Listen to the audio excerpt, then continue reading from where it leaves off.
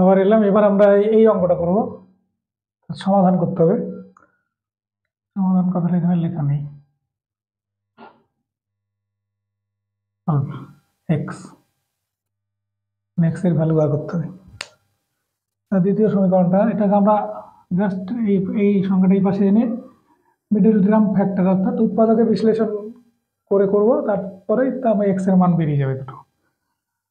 এটা দেওয়া আছে, और এটাকে গুণ করলে হচ্ছে এক্স স্কোয়ার, এটা গুণ করলে -7x, এটা গুণ করলে হচ্ছে -9x, আর এটা 7 9 63 প্লাস 63 হবে, আর এটা 195টাকে পাশে নিয়ে আসলে -195 হবে, 0। और एक्स स्क्वायर -16x, এটাকে দেখো বিয়োগ করলে কত হয়, -1 3 2 132 0। এবার 132কে আমরা উৎপাদকে বিশ্লেষণ করি, তাহলে এটা হচ্ছে কত 66, আবার দিকে করলে কত হবে 33। এই হলো, তাহলে আমাকে 16 বানাতে হবে। কি করে বানানো যাবে, আবার এটা আর এটা গুণ করলে মাইনাস হবে, যেহেতু মাইনাস হবে তাহলে এখানে একটা প্লাস হবে একটা মাইনাস হবে, দেখো তাহলে 11 দুগুণে 22,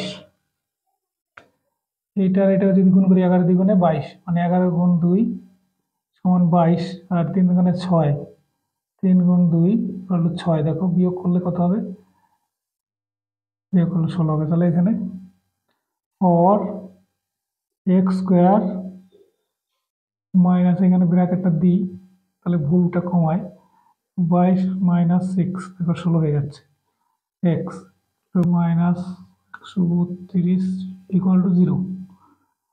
এটা আর দরকার নেই। और x square 22 - 22x plus 6x -132 equal to 0।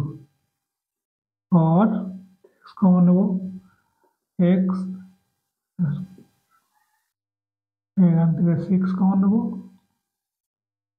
এটা ইকুয়াল টু 0।